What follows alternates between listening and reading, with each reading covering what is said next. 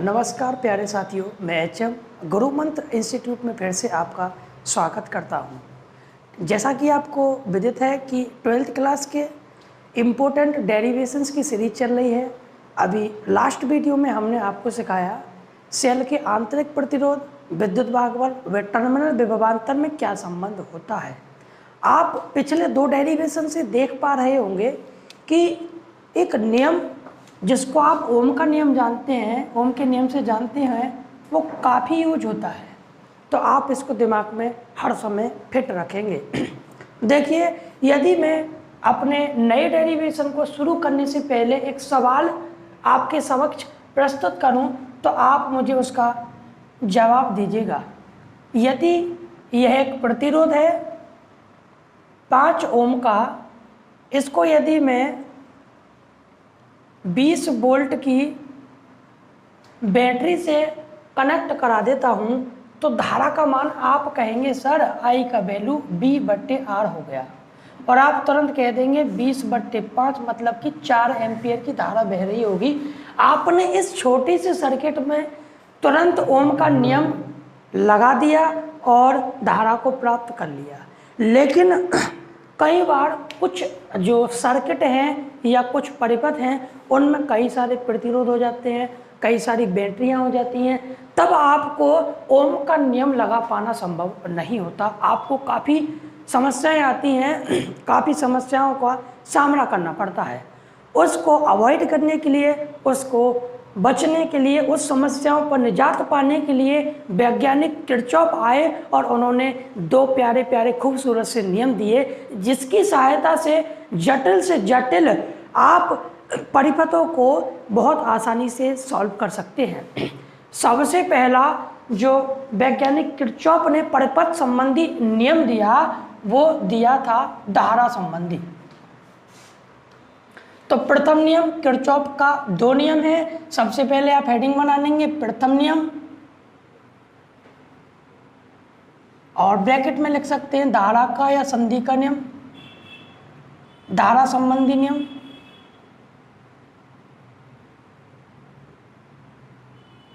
देखिए भाई,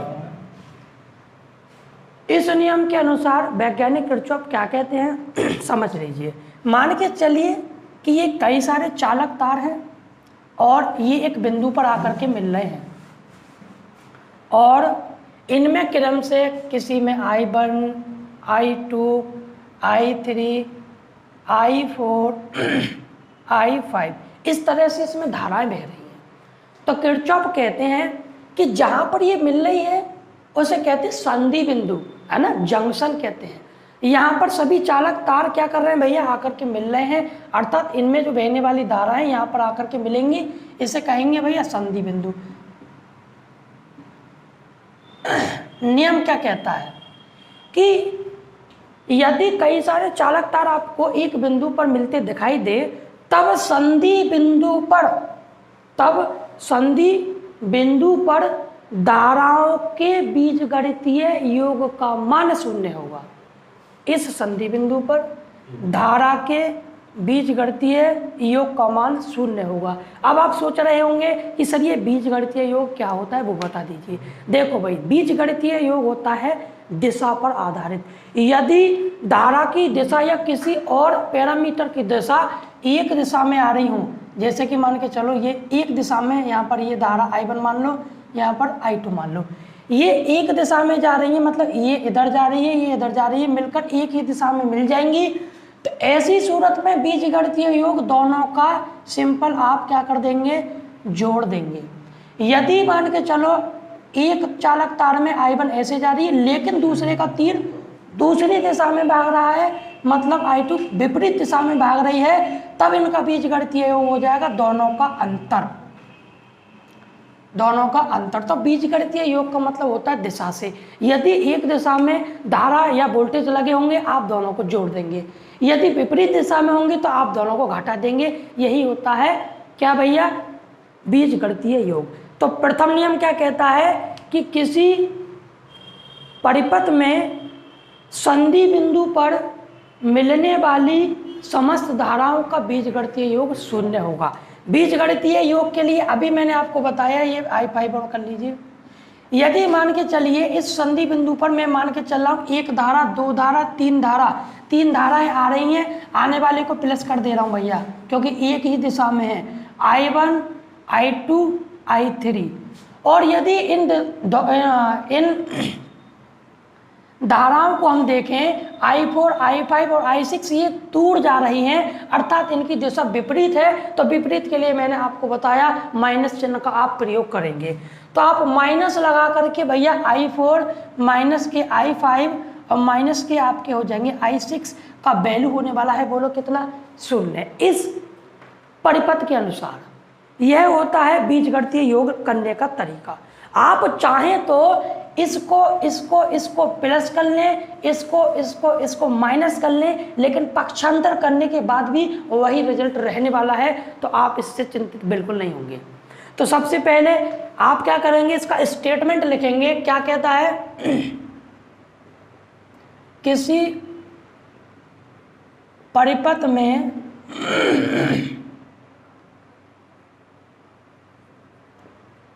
संधि बिंदु पर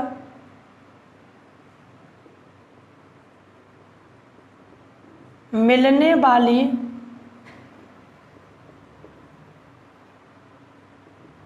समस्त धाराओं का बीजगणितीय योग कितना होता है भैया, 0 होता है। यहाँ पर मैंने ये सिग्मा बनाया है, सिग्मा का मतलब योग।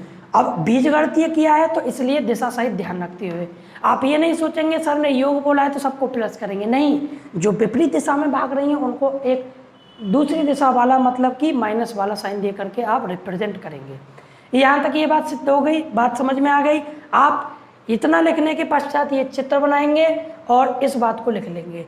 यहाँ से इसमें पहला स्टेटमेंट आप इस तरह से लिख सकते हैं। दूसरा स्टेटमेंट देखो यहाँ से बनाऊंगा, I1, I2 और I3 को जोड़ते हैं, ये बराबर आती हैं I4 plus I5 plus I6 के। मैंने जैसे पक्षांतर किया तो मैंने पाया कि संधि की ओर जितनी धारा आ रही हैं उनका योग संधि से दूर जाने वाली धाराओं के योग के बराबर है। ये दूसरा रिजल्ट बन गया आपकी इसी बात से।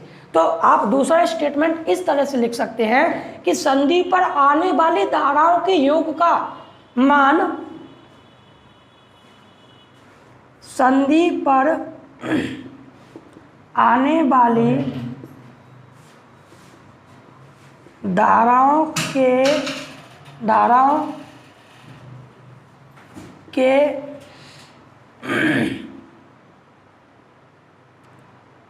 योगफल का मान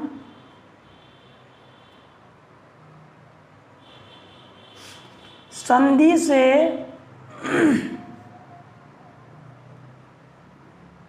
दूर जाने वाली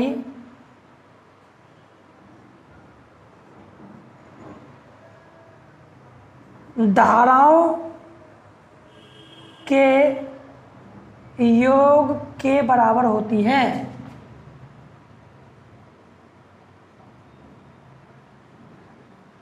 देखिए ये आने वाली धाराएं हैं, ये सब जुड़ रही हैं तो इनका योग हो गया। ये जाने वाली धाराएं हैं और जाने वाली धारा प्लस हो रही है तो इनका योग हो गया।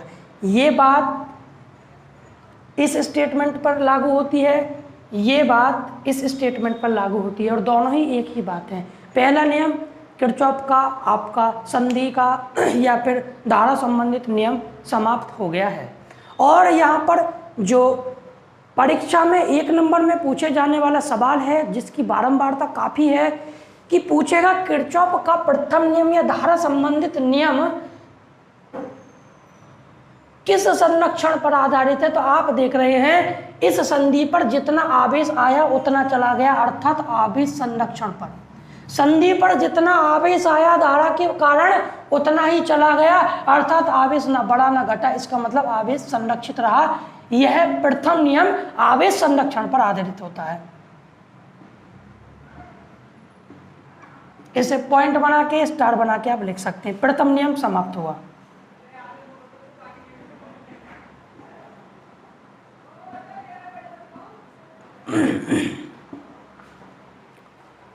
इसका आप स्क्रीनशॉट लें या कॉपी में उतार लें। मैं अब दूसरा नियम कराने जा रहा हूँ।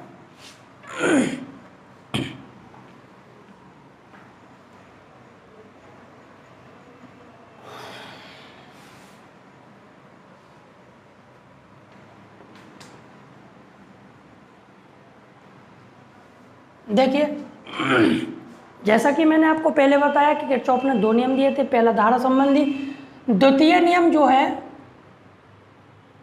द्वितीय नियम किरचॉफ का वोल्टता संबंधी नियम भी कहलाता है।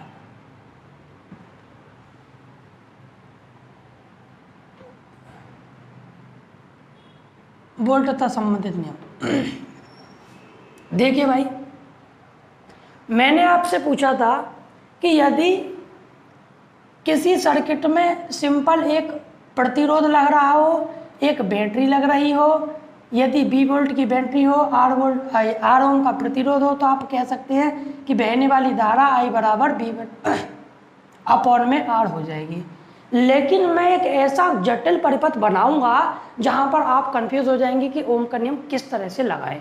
उसमें आपको किरचॉफ का ये वोल्टता संबंधी नियम जो है वो बहुत ही कारगर सिद्ध होगा।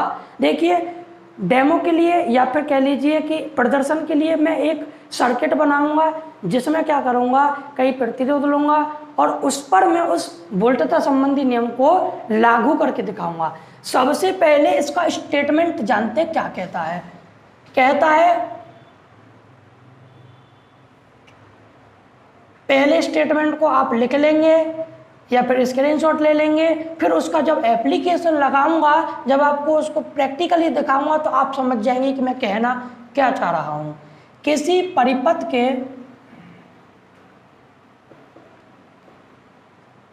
बंद पास क्या होता है अभी समझाएंगे। किसी परिपथ के बंद पास में लगे कुल विद्युत वाहक बल का बीजगणितीय योग, फिर से बीजगणितीय आ गया। बीजगणितीय का मतलब जो एक दिशा में है जोड़ देंगे, जो विभिन्न दिशाओं में है घटा देंगे। बीजगणितीय योग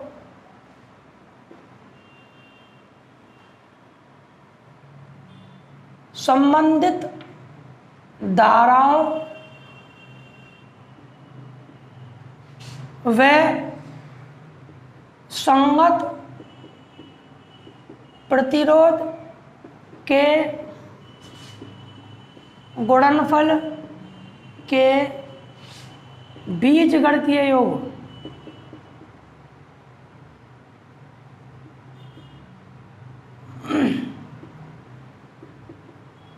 के बराबर होता है। देखिए, ये भारी भरकम सी परिभाषा आपको चंद सेकंड में समझ में आने लग जाएगी। पहले आप इसको नोट कर लें, फिर मैं इसको अप्लाई करके बताऊंगा कि इसका अर्थ क्या होता है।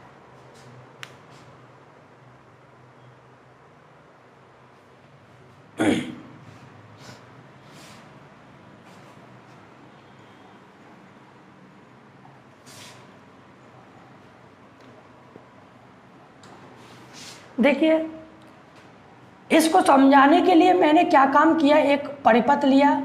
परिपथ में मैंने अब की बार दो बैटरी या फिर सेल ले लिए।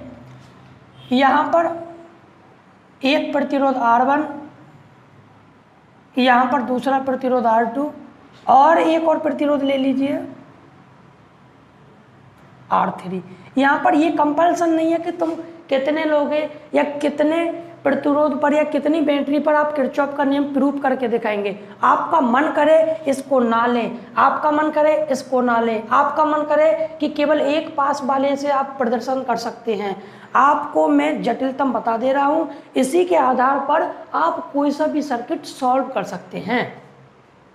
मैंने यहाँ पर 3 प्रतिरोध 2 बैटरी का एक सर्किट बना दिया। इसका विद्युत वाहक बल E1 माना, इसका विद्युत वाहक बल E2 माना, ये तीनों प्रतिरोध हो गए। यहाँ पर ये E1 विद्युत वाहक बल की बैटरी मान के चलो I1 धारा प्रवाहित करती है, ये E2 विद्युत वाहक बल की बैटरी मान के चलो I2 प्रवाहित करती है। ये देखिए यहाँ पर I2 आएगी, यहाँ से I1 आएगी।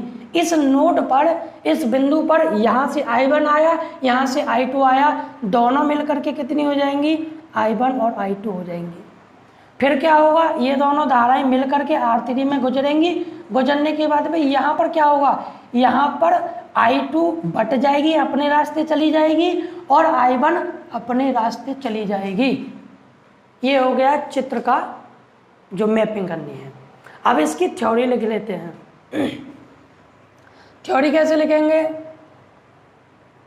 दिए गए थ्योरी, देखिए मैं चाहता हूं कि आप अपने हिसाब से इसकी लिखने की कोशिश करें, लेकिन फिर भी जैसे मैं लिखता हूं आप कॉपी नहीं करेंगे, जैसा आपका मन बोलता है, जैसा आपकी समझ में आता है वैसा आप लिखेंगे। तो देखिए मैं लिख दे रहा हूं, दिए गए परिपथ में 3 प्रतिरोध R1, R2, R3 तथा को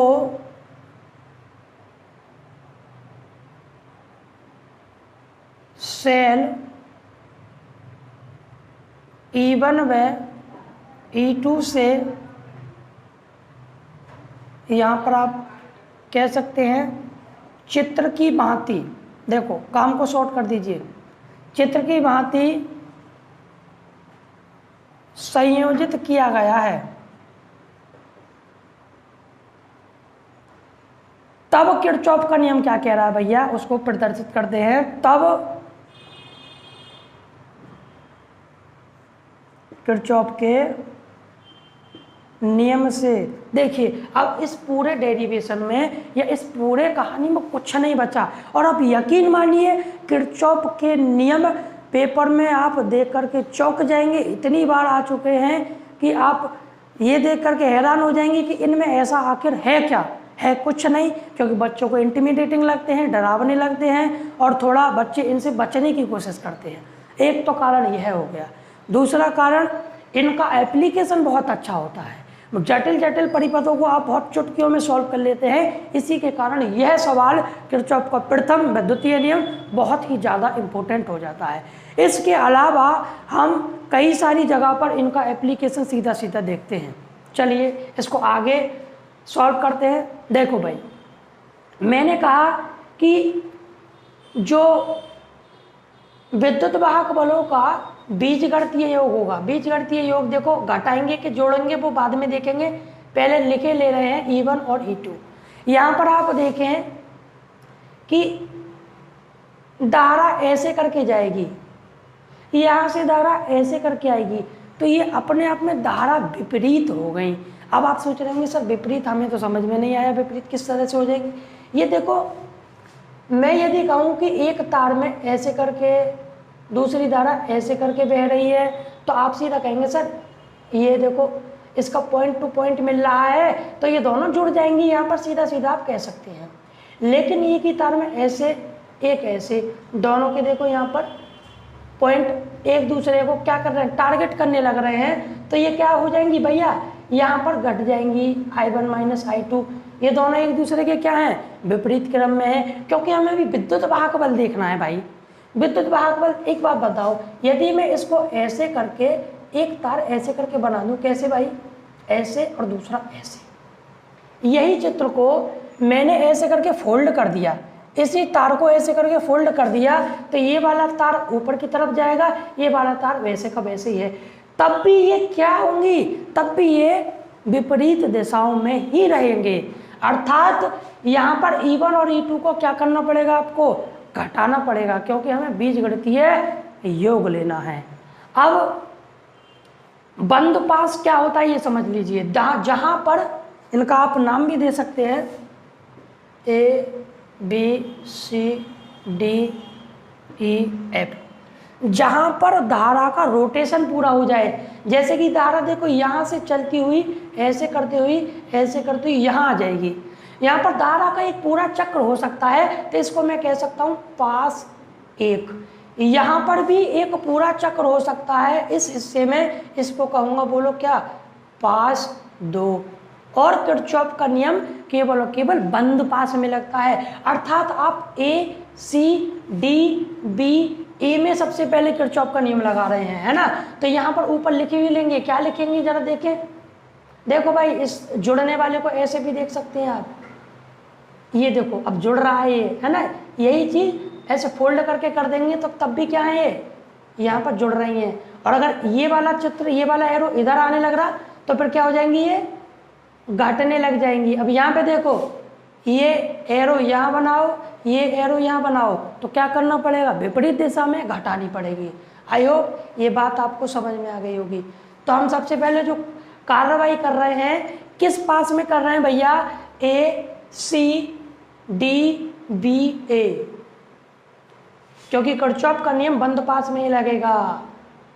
बंद पास किस में जाएंगे, ए सी डी बी ए, ए सी डी बी ए में हमने क्या देखा, E1 और E2 दोनों के कैसे चल रहे हैं, विपरीत दिशाओं में। विपरीत दिशा के लिए हमने तुरंत माइनस लगाया।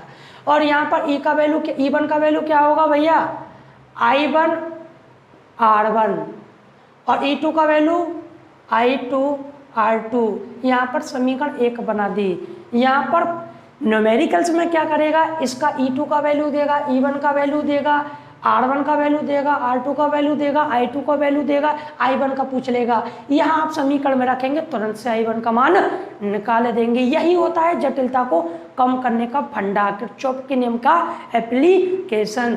दूसरी बात देखिए क्या कर सकते हैं हम इसमें, यहाँ पर देखिए भैया, इस बंद पास में केवल देखिए ये देखो, केवल एक ही विद्युत वाहक बल लग रहा है, एक ही बैटरी लग रही है, कितने वोल्ट की, E2 वोल्ट की।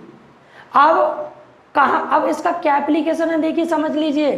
पहला, आप ओम के नियम से जानते हैं, B = IR। कहाँ कहाँ पर खर्च होगा ये वोल्टेज जो है, देखिए I1 + I2 जाकर के ड्रॉप हो जाएंगी R पर। I1 + I2 R ड्रॉप होगा बैटरी का, सॉरी R3 पर, ठीक। देखिए ये बैटरी लग रही है, टोटल बैटरी। क्या कहता है किरचॉफ का नियम, कि कुल धारा और कुल प्रतिरोध के गुणनफल का बीजगणितीय योग, कुल धारा कुल प्रतिरोध के गुणनफल का बीजगणितीय योग लगे विद्युत वाहक बल के बीजगणितीय योग के बराबर होता है। वही चीजें हमने मैथमेटिक्स में लिख दी। यहाँ पर कुल विद्युत वाहक बल E2 है, बंद पास 2 में लिख सकते हैं। यहाँ पर क्या, बंद पास 2, या फिर कह सकते हैं CEFDC, CEFDC में क्या कहता है, एक तो I1 I2 जुड़ रही हैं और दोनों धाराएं R3 पर जाकर के मिल रही हैं, तो I1 + I2 इंटू में R, और साथ में क्या हो रहा है, यहाँ पर देखेंगे I2 धारा किस में जा रही है, R2 में जा रही है। यहाँ पर एक बात समझ लीजिए आप, कि यहाँ पर देखो यही धारा ये वाले एरो पर जा रही है, मतलब कि दोनों की दिशा अब की बार समान है। जब समान है तो आप कौन सा चिन्ह लगाएंगे भैया, प्लस का लगाएंगे। देखो ये धारा यहाँ तक ले आइए और इसको यहाँ तक ले आइए, तब आपको समझने में आसानी होगी कि यही धारा जा रही है, मतलब दोनों की दिशा समान है। बीच में लगाएंगे प्लस का चिन्ह, और बोलो क्या, कौन सी धारा जा रही है, I2 जा रही है। किस प्रतिरोध से होकर के जा रही है, R2 से होकर के जा रही है। ये दूसरा समीकरण बन गया। इन्हीं समीकरणों को सॉल्व करके आप किसी भी वैल्यू को फाइंड कर सकते हैं, और इसी के साथ आपका किरचॉफ का द्वितीय नियम भी समाप्त हुआ। मैं आशा करता हूं आपको ये दोनों वीडियो पसंद आई होंगी, दोनों डेरिवेशन आपको समझ में आए होंगे।